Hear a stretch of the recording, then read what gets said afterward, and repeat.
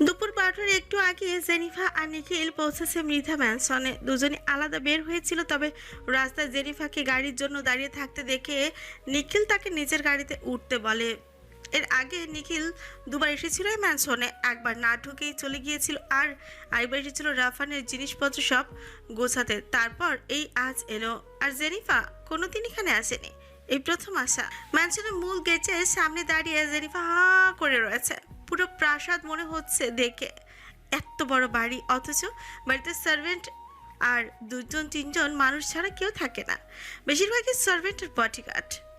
দুজন মিলে ম্যানশনের ভেতরে ঢুকে দেখে রাফান লিভিং রুমে বসে কফির কাপে চুমুক দিয়েছে আর ল্যাপটপে কাজ করছে। পরনে হাফ হাত আর কালো ঢিলে ঢালা টি শার্ট আর প্যান্ট। নিখিলতে ঢুকতে দেখে রাফান হালকা মাথা উঁচু করে গম্ভীর ভঙ্গিতে বলে, বস এখানে, তোর সাথে কথা আছে। আর জেনিফা, তুমি দোতলায় যাও, গিয়ে তোমার ম্যামকে ডেকে নিয়ে এসো, 4 নম্বর ঘরে আছে ও। নিখিল রাফানের কথা মতো গিয়ে বসে পড়ে নিজের ল্যাপটপ খুলে, কারণ রাফান ওকে অফিসের কাজে ডেকেছে। জেনিফা নতুন বাড়িতে এসে একটু ইতস্তত বোধ করে, কিন্তু উপরে যায় তারাকে ডাকতে, কিন্তু ঘরে গিয়ে দেখে তারা নেই, হয়তো বারান্দা আছে। জেনিফা ঘরের চারপাশে তাকায়। জেনিফার আসার আগে সার্ভেন্টদের বলে রাফান সব পরিষ্কার করে রাখিয়েছে। অনেক জিনিস ভাঙার পর সব সরিয়ে ফেলতেই ঘরটা কেমন যেন ফাঁকা ফাঁকা দেখাচ্ছে। দেখে মনে হচ্ছে এখানে আগে অনেক জিনিসপত্র রাখা ছিল। জেনিফা ধীরে ধীরে বারান্দায় যায়। বিরাট খোলা বারান্দায় আর্টিফিশিয়াল ঘাস লাগানো, সোফা পাতা আছে বসার জন্য। জেনিফা দেখে তারা বারান্দায় কিনার গ্রিলের উপর হাঁস রেখে আকাশের দিকে তাকিয়ে আছে, যেন গম্ভীর চিন্তায় মগ্ন।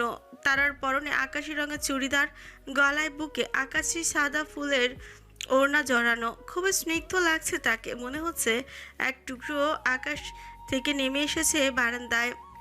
চুলগুলো বেনি করে সামনে বাম দিকে ফেলে রেখেছে, কপালের অগোছালো চুলগুলো বাতাসে দোল খেয়ে যাচ্ছে।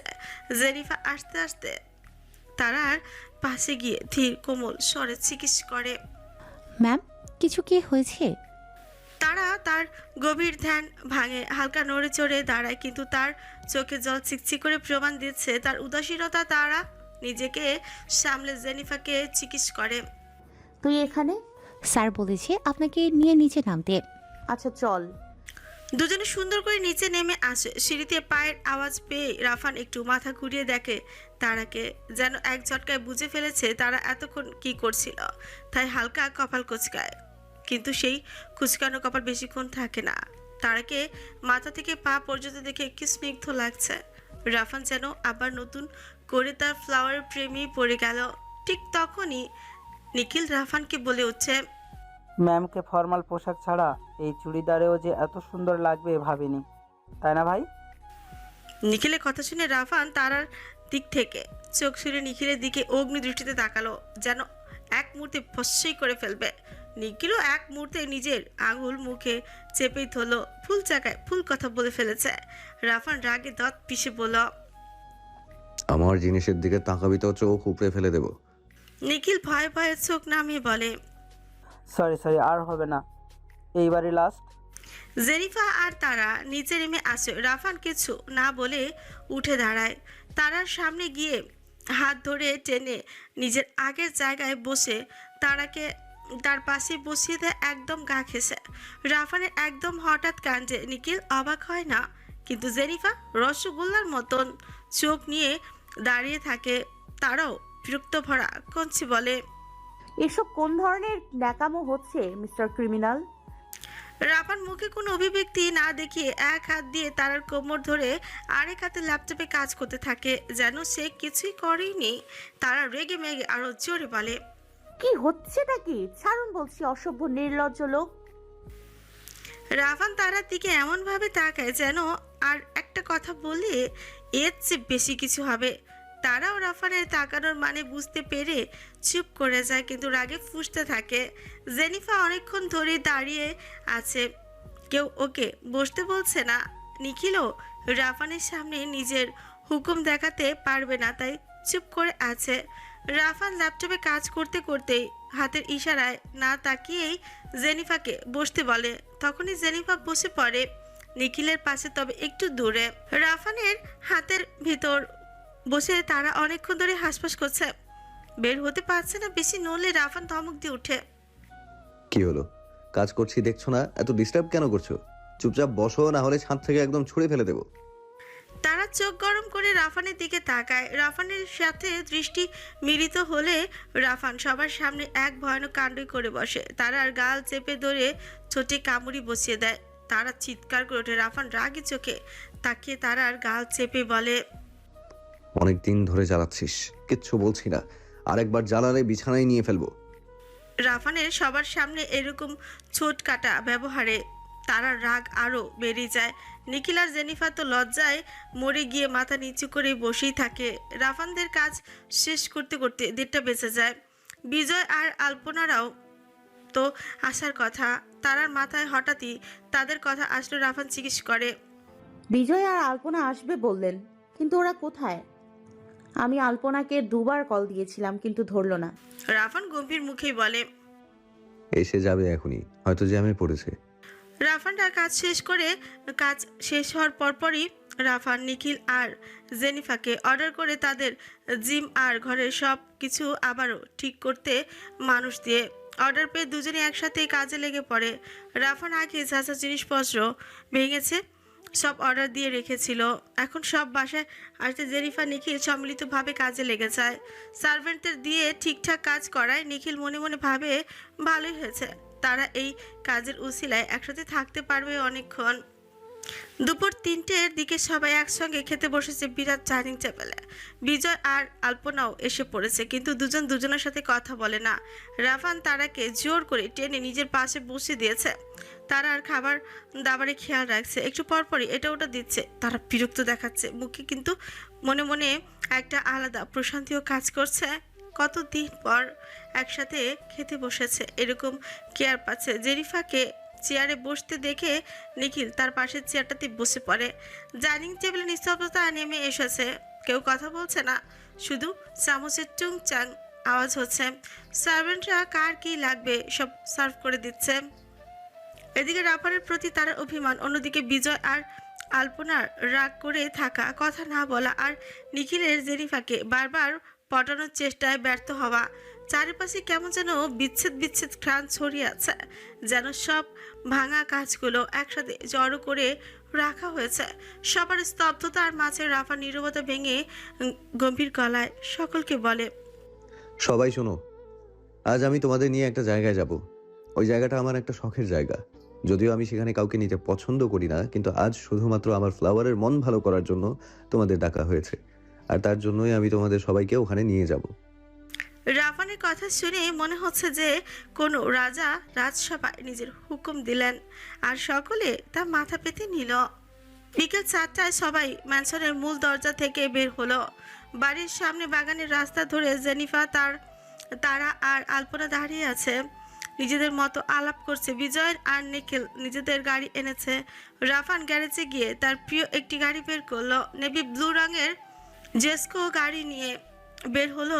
এরপর গাড়ি থেকে নেমে স্টাইল করে গাড়ির সাথে হেলান দিয়ে দাঁড়ালো। আজকে গাড়ির সাথে মিলিয়ে রেখে নেভি ব্লু রঙের ওভারকোট আর সাদা শার্ট পরেছে।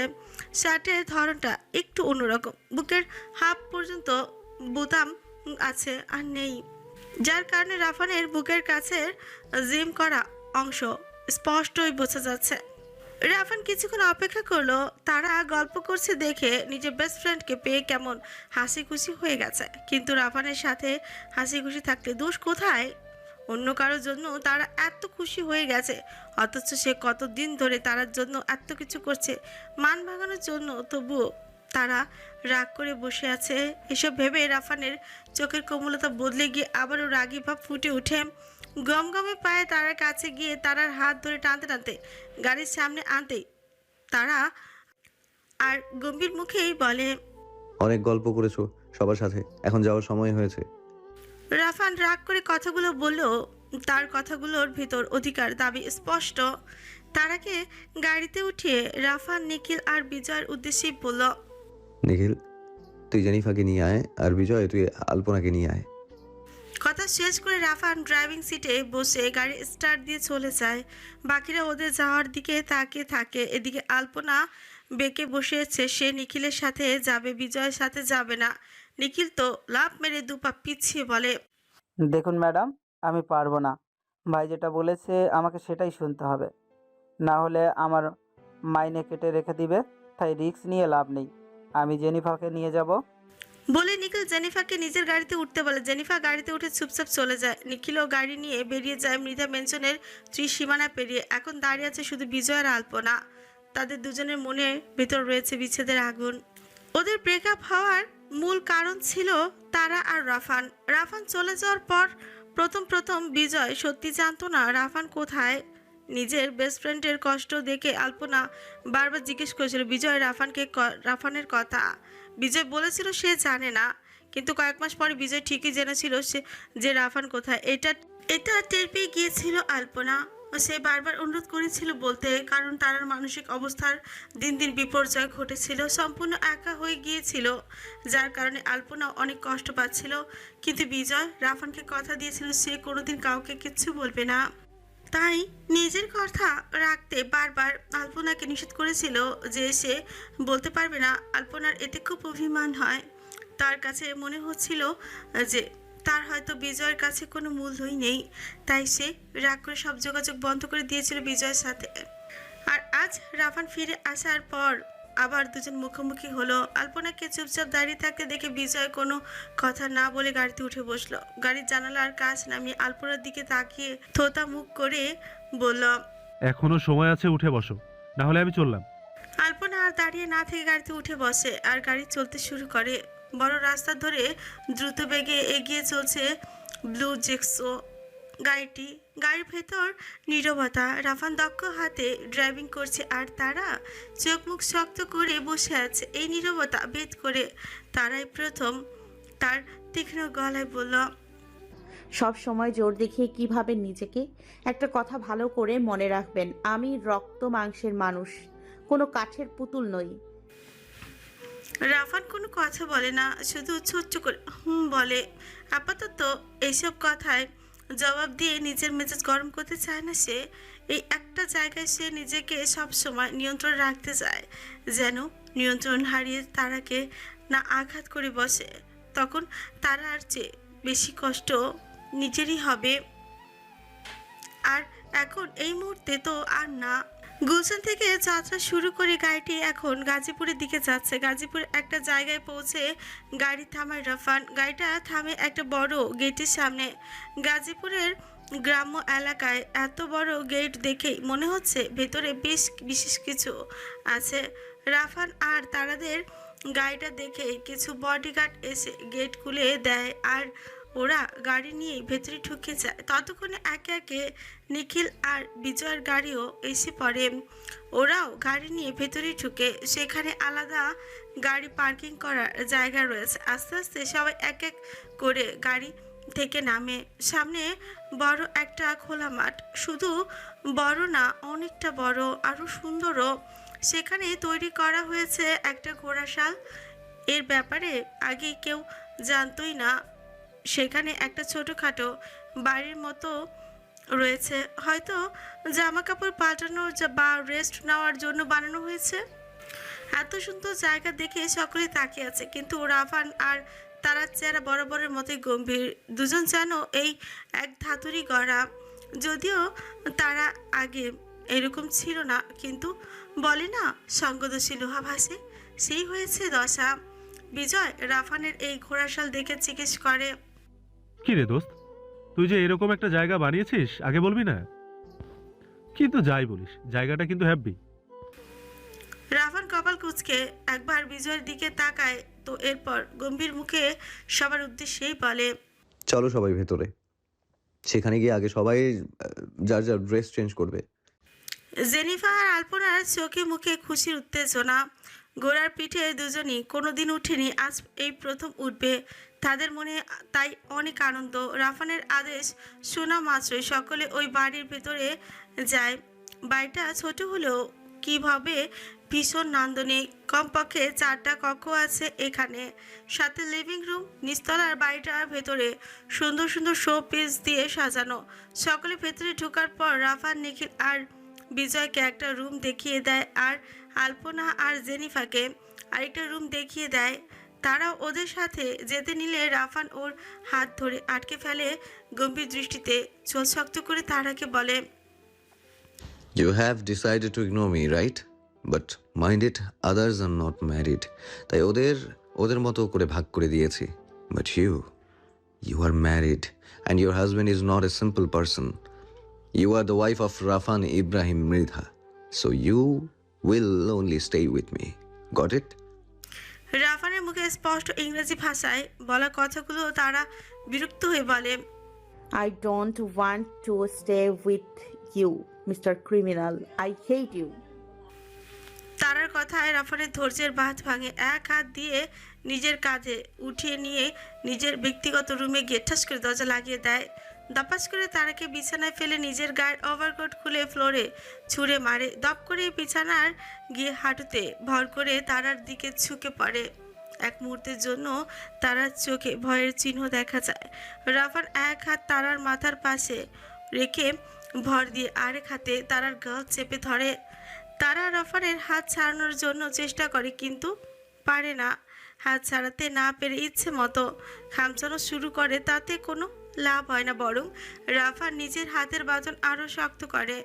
তাতে তারার দম যা যা অবস্থা। তারার এই অবস্থায় রাফানের মুখে কোনো পরিবর্তন দেখা যায় না। রাগে লাল হয়ে যাওয়া চোখে তারার দিকে তাকিয়ে ছোঁয়া শক্ত করে তাতে দাঁত পিষে বলে,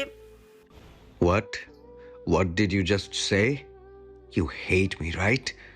But listen, I don't even care about your hate. আমি তোমার ছায়া, যাকে তুমি ভুলে যেতে চাও, কিন্তু সে তোমার পিছে পিছে ধ্বংসের পথ তৈরি করে।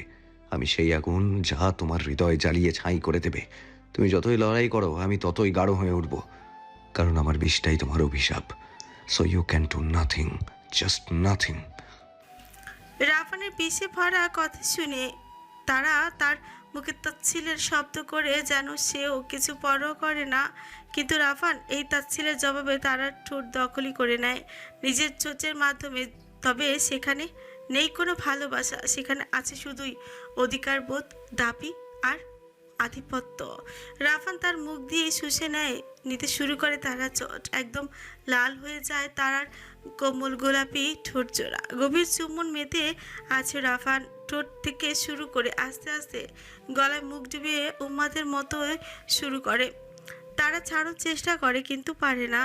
রাফানের অনবরত কামড়ে আর কিস করাতে তারার গলায় বিউটি বোনসে দাগ বসে যায়। তবুও রাফানের থামার নাম নেই, পাগলের মতো করতেই থাকে। তারা নিঃশ্বাস ধীরে ধীরে ভারী হতে শুরু করে, হাত পা কাঁপতে থাকে। আস্তে আস্তে সে নিজেও দুর্বল হতে শুরু করে রাফানের উন্মাদনায়। খামচে ধরে বিছানার চাদর। তারা আরও বেসামাল হয়ে পড়ে যখন রাফান তারার ওড়না ধরে টেনে ছুঁড়ে ফেলে দেয়। তারা শরীর ভীষণ কেঁপে ওঠে আর সাথে সাথে শিহরণে তার শরীর অকেজো হয়ে যেতে শুরু করে।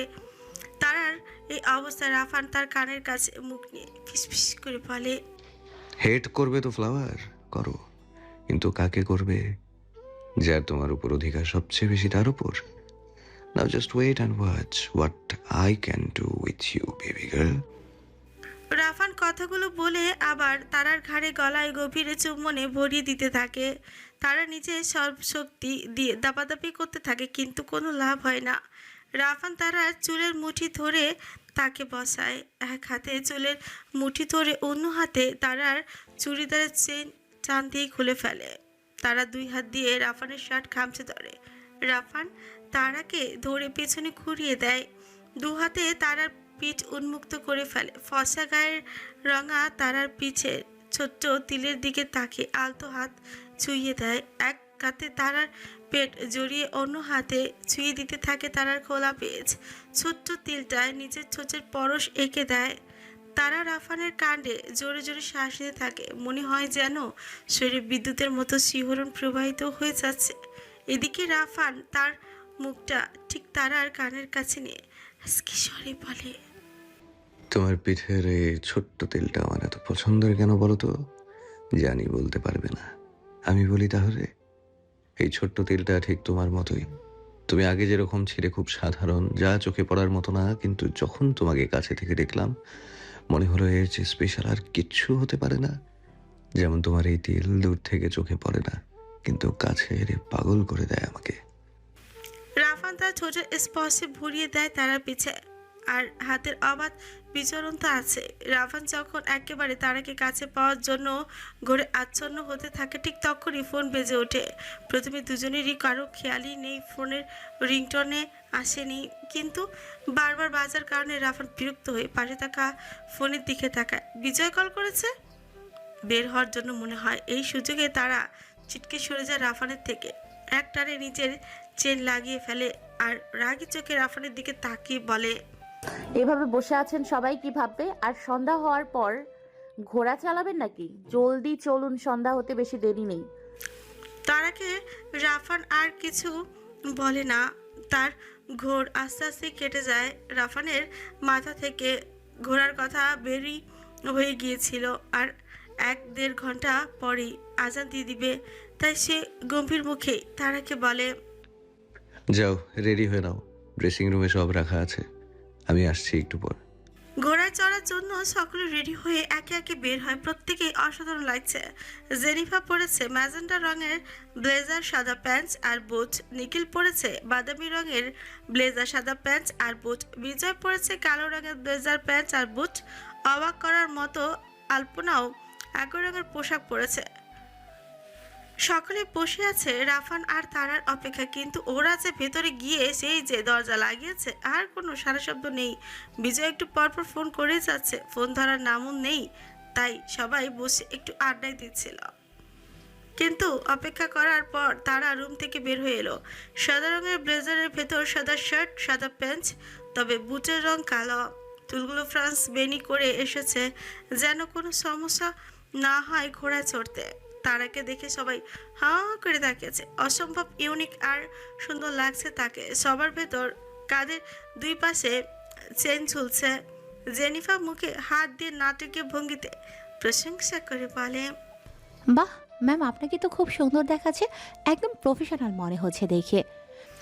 জেনিফার কথা আলপনাও হেসে সায় দেয়। তখন নিখিল বলে উঠছে, সুন্দর হবে না? আর স্যার নিজে পছন্দ করে অর্ডার দিয়ে বানিয়ে এনেছেন এটা ম্যামের জন্য, সাথে বাকিদেরটাও, যদি বাকিদেরটা আমি পছন্দ করি। কিন্তু ভাই থুরি স্যার নিজের ম্যামটা আর তার নিজেরটাই চুজ করেছেন। নিখিলের কথায় তারা খানিকটা অবাক হয়, কিন্তু তার চেহারা প্রকাশ করে না। সবাই একজন আরেকজনের প্রশংসা ব্যস্ত। এদিকে 10 মিনিট হয়ে গেল, রাফানের আসার নাম নেই। বিরক্ত হয়ে বিজয় তারাকে জিজ্ঞেস করল, এই ভাবি, একা বেরিয়ে এলে যে? আমার গুণধর বন্ধুকে আনলে না কেন? কি করছে ও ভেতরে? আপনি গিয়ে দেখে আসুন, আমাকে তো বললো আসছে কিছুক্ষণ পর। থ্যাংক। তারার মুখের গম্ভীর প্রকাশ। ঠিক তখনই গটগট বুটের আওয়াজে সকলের চোখ রাফানের রুমের দরজার দিকে যায়। একদম গাঢ় নেভি ব্লু রঙের ব্লেজার, সাদা প্যান্ট চাই, তার সাথে কালো বুট, হাঁটুর একটু নিচ পর্যন্ত, কাঁধে চেন ঝুলছে। রাফানকে দেখে কোনো রাজপুত্রের মতোই দেখাচ্ছে। সবাই ওকে দেখে মুগ্ধতায় এক মুহূর্তের জন্য থমকে যায়, কিন্তু একজনের পলক ফেলা দায় হয়ে গেছে। তারার বুকে গোড়ার রেস চলছে মনে হচ্ছে, তুপুক তুপুক কাঁপুনি শুরু হয়ে গেছে। এই লোকটা এমনিতেই তো কত হ্যান্ডসাম, আবার এইসব পরে শুধু শুধু তারাকে পাগল করার কোনো দরকার আছে? সে তো এমনিতেই সারাদিন চিন্তায় থাকে, এত হ্যান্ডসাম কেউ না আবার চুরি করে নিয়ে যায়। তাই হাজার রাগ থাকা সত্ত্বেও ছেড়ে যায়নি কোনোদিন রাফানকে। সকলে হাঁ করে চেয়ে থাকতে দেখে রাফান কপাল কুঁচকে সবার দিকে তাকায়, সবাইকে বিরক্তিকর স্বরে বলে, what the hell are you all doing? Let's go, we are getting late. সবাই মিলে ঘোড়াশালের ভেতরে ঢুকে দাঁড়িয়ে আছে। কি সুন্দর সুন্দর ঘোড়া, তবে এখানে মাত্র 2টো জাত আছে, ফিসিসি প্যাগাসাস আর জাস্টিফাই, মানে বিশ্বের সবচেয়ে দামি ঘোড়ার মধ্যে 2টি, যার মধ্যে ফিসিসি প্যাগাসাস হলো $70 মিলিয়ন আর জাস্টিফাই $60 মিলিয়ন।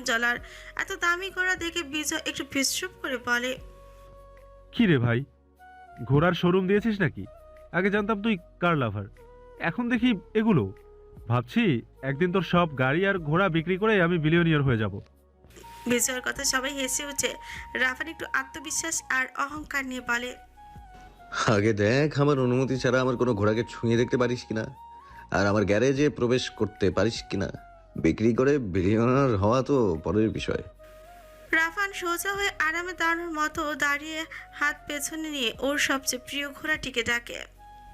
রানার কাম। একটা ঘোড়া এসে রাফানের সামনে দাঁড়ায়, যেমন উচ্চতা তেমন সুন্দর বাদামি রঙের ফিচেসি প্যাগাসাস ঘোড়াটি। রাফান গটির মাথায় হাত বুলিয়ে দেয়, ঘোড়াটিও নিজের মাথা নত করে রাফানের ভালোবাসা স্বীকার করে। এরপর রাফান আরেকটি ঘোড়ার দিকে হাত তুলে ডাকে।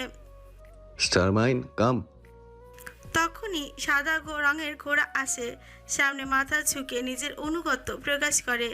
সবাই যেন রাফানের সৈন্য আর রাফান তাদের রাজা। রাফান তারাকে উদ্দেশ্য করে বলে, এই স্টারমাইন, তোমার জন্য আমার উপহার। আজ থেকে এটা তোমার। থ্যাংক ইউ, কিন্তু এর প্রয়োজন ছিল না।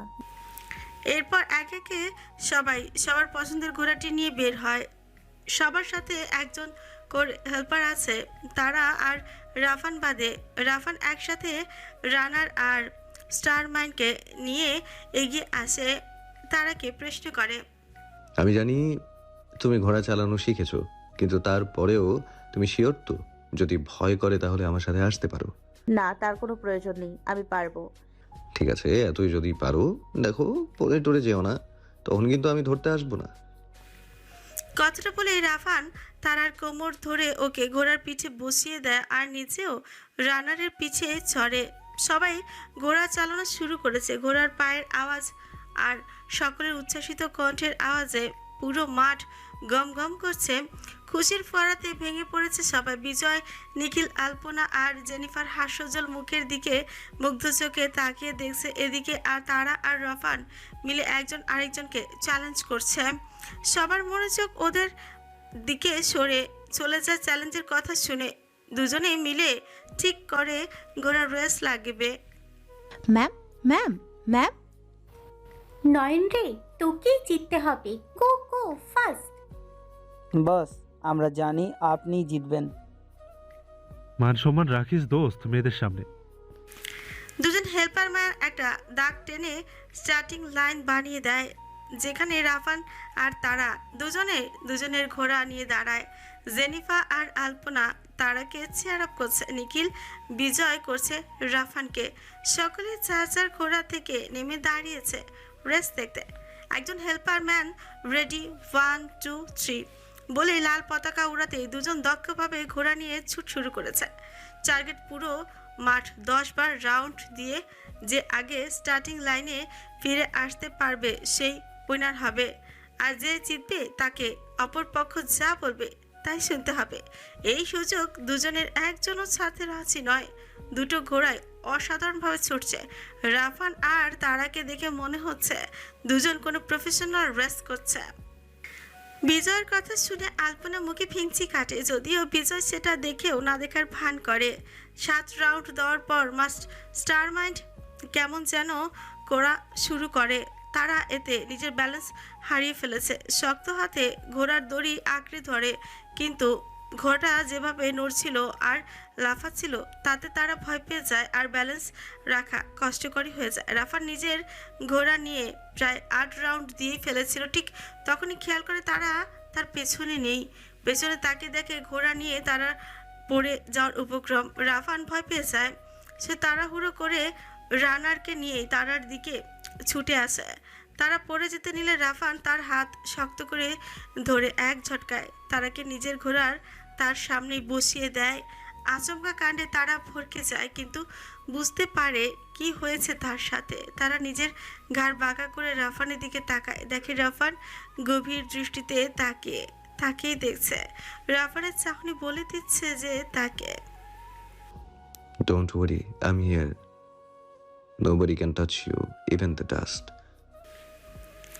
ওয়াও, নাইস মোমেন্ট, সবাই একসাথে বলে উঠছে। শুধু তাই না, এই সুযোগে বিজয় ক্লিক ক্লিক করে দুটো ছবিও তুলে নেয়, আর নিখিল তো পুরো ঘটনাটা ভিডিওই করে ফেলে। রাফান তারার দিকে একটু রাগী গম্ভীর মুখ করে বলে, বলেছিলাম না আগেই পারবে না, বেশি ঘাটতারামি করলে এমনই হয়। তার মানে এটা আপনি ইচ্ছে করে করেছেন? আর এরকমটা হবেই নাই বা কেন? আমারই ভুল ছিল আপনার ঘোড়ায় ওঠা। যেমন মানুষ তার তেমন ঘোড়া। রেগে মেগে তারা রাফানকে করার কথা শুনে এক লাফে ঘোড়া থেকে নেমে যায়। জেনিফা, আলপনা, বিজয়, নিখিল সবাই ওদের দিকে দৌড়ে আসে। মাগরিবের আজানও দিয়ে দিয়েছে, তাই রাফানও ঘোড়া থেকে নেমে সবাইকে বলে, মাগরিবের নামাজ এখানে পড়ে সবাই সবার বাড়ি চলে যাব। আজকের জন্য এতটুকুই। রাত 8টা বাজে। বাড়িতে আসার পর রাফান আর তারা কেউ কারোর সাথে কথা বলেনি। চ্যালেঞ্জ আর ঘোড়া নিয়ে দুজনেই ভিতর ভিতর চরমই ঝগড়া বেঁধে গিয়েছিল আসার পথে। তারা বারবার রাফানকে দোষ দিচ্ছিল যে ঘোড়াটা তার জন্য এরকম করেছে। রাফান ইচ্ছে করে তারাকে বাজে একটা ঘোড়া দিয়েছে যেন তারা পড়ে যায় বা সবার সামনে অপমানিত হয়, কিন্তু রাফান ইন্টারন্যাশনালি এসব কিছু করেনি।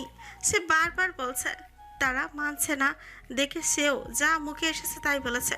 এই নিয়ে দুজনে ঝগড়া, যদিও তারা জেনে শুনে ইচ্ছে করে রাফানের ঘাড়ে দোষ দিচ্ছে, কিন্তু এতে রাফান খুব কষ্ট পেয়েছে যেটা তারা বুঝতে পারেনি। তারা মুখ ভার করে তার রুমে শুয়ে আছে, কিন্তু রাফান কোথায় গেছে সেটা জানা নেই। রাত 9টায় বাইরে তুমুল বৃষ্টি শুরু হয়েছে, ঝড়ও হচ্ছে মনে হয়। তারা নিজের রুমে বসে জেনিফার সাথে চ্যাট করছিল কাজের বিষয়ে। কাল থেকে আবার অফিস যেতে হবে সবার। কথা কথা জেনিফা তারাকে একটা ভয়েস নোট পাঠিয়ে বলে এখানে রাফানের ব্যাপারে কিছু কথা আছে, সুযোগ পেলেই যেন এটা শুনতে। কিন্তু তখনই খেতে যাওয়ার অ্যালার্ম বাজে। রত্না এসে তারাকে খেতে ডেকে যায়, তাই তারা ভয়েস নোট না শুনেই নিচে চলে যায়। নিচে নেমে তারা রত্নাকে জিজ্ঞেস করে, এই রত্না, তোর স্যার কোথায় রে? খেতে ডাক, বল অনেক আগে খেয়েছে, এখন যেন এসে সুন্দর মতো খেয়ে নেয়। আফা, স্যার তো সেই কখন বের হইছে দেখলাম, অনেক রাগ কইরা আসিল, চোখ দুইটা লাল হইয়া ছিল। আফনের লগে বাসায় আইয়াই তো আবার গেল গা, দেখলাম হেলমেট পইরা বাইর হইছে। রত্নার কথায় তারার মাথায় আকাশ ভেঙে পড়ে। কি, এই ঝড় বৃষ্টিতে বের হয়েছে, তাও বাইক নিয়ে? আগে বলবি না, গাধি কোথাকার। সরি আফা, আমি তো বুঝতে পারি নাই। তারা না খেয়ে উঠে যায়। ঘরে গিয়ে নিজের ফোন নিয়ে বারবার ফোন করে রাফানকে, কিন্তু ফোন বারবার নট রিচেটেবল বলছে। হঠাৎ তারার মাথায় আসে জেনিফার ভয়েসের নোটটার কথা, সেখানে আবার রাফানের ব্যাপারে কথা আছে। ভেবেই তারা ভয়েস নোট অন করে। নিখিলের ভয়েস আছে, কিন্তু কি যেন বলছে 6 বছর আগের কথা। প্রায় 20 মিনিট পার হয়ে গেছে। তারা চোখ ভর্তি পানি গড়িয়ে পড়ছে তার কোমল গাল বেয়ে। 2 হাতের উল্টো পিঠ দিয়ে বারবার মুছে যাচ্ছে, কিন্তু লাভ হচ্ছে না। পানি থামার নাম নেই। কিছুক্ষণ পরেই সেই কান্না হাহাকারের রূপ নেয়।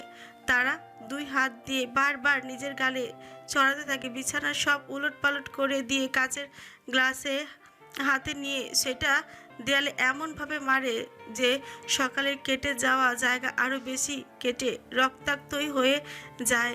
তারা চিৎকার করে বলতে থাকে, সব দোষ তোর, সব দোষ তোর।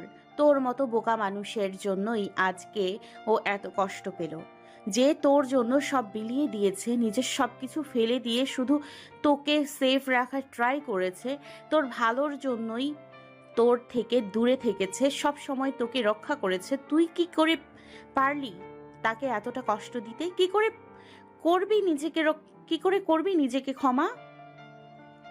তুই তো পাপিষ্ঠা, অনেক বড় পাপিষ্ঠা তুই। তারা চিৎকার সাউন্ড প্রুফ ঘর থেকে বেরিয়ে যেতে না পারলেও ঘরের ভেতর প্রতিধ্বনি হতে থাকে। কেঁপে উঠে ঘরের সকল ইট পাথর বালিকণা। সে কি করে করবে এই ভুলের প্রায়শ্চিত্ত? কি করে? তারা নিজের কপালে হাত দিয়ে খাটের সাথে হেলান দিয়ে ফ্লোরে বসে পড়ে। অপরাধ বোধ আর কষ্ট তাকে কুরে কুরে খাচ্ছে। প্রচন্ড অসহায় লাগছে নিজেকে। তারা নিজের মাথায় হাত দিয়ে নিজের চুল নিজেই রাগে ছিঁড়ে ফেলে। জোরে জোরে চিৎকার করে রাগের যন্ত্রণায় কাঁদতে কাঁদতে অস্পষ্ট স্বরে বলে, আমি কষ্ট দিতে চাইনি তোমায়, আমি তোমার ভালোবাসার যোগ্যই না। তুমি যেখানে নিজের সবটা দিয়ে আমায় আগলে রাখো, সেখানে আমি তোমাকে শুধুই কষ্ট ফেরত দেই। কোথায় তুমি? লাস্টবারের মতো আমায় সুযোগ দাও। আর কোনো দিন বুঝবো না তোমাকে। তোমার ফ্লাওয়ার, প্রমিস করছি। প্লিজ প্লিজ ক্রিমিনাল, প্লিজ ফিরে এসো আমার কাছে। তুমি যে আমার পৃথিবী, আমার সব। হাজার রাগের পরেও পারিনি তোমার স্মৃতি ছেড়ে, তোমার দেয়া পরিচয় ছেড়ে অন্য কোথাও যেতে। প্লিজ ফিরে এসো, প্লিজ। তারা কাঁদতে কাঁদতে চোখ মুখ লাল করে ফেলে। পাশেই ভয়েস নোটটি ফোনে এই নিয়ে 3বার চলল। তারা অফ করেনি ফোন। তারা কাঁপা কাঁপা হাতে ফোনটি নিয়ে ভয়েস নোট অফ করে আবার রাফানকে কল করে। এবার নট রিচেবল না বলে রিং হচ্ছে, কিন্তু রাফান ধরছে না ফোন। বাইরে বৃষ্টি কমার বদলে আরো জোরে জোরে পড়ছে। হঠাৎ তারার কিছু একটা মনে হলো। কিছু একটা মনে করে সে ঘরে চুড়িদার পরা অবস্থাতে বের হয়ে যায়। অগোছালো চুল, ভেজা চোখ মুখ না ধুয়েই কালো মার্সিডিসের চাবিটা নিয়েই বের হয়ে যায়। গ্যারেজ থেকে গাড়ি বের করে বৃষ্টির ভেতর ছুটে চলে অজানা গন্তব্যে, যেটা একমাত্র সেই জানে যে সে কোথায় যাচ্ছে।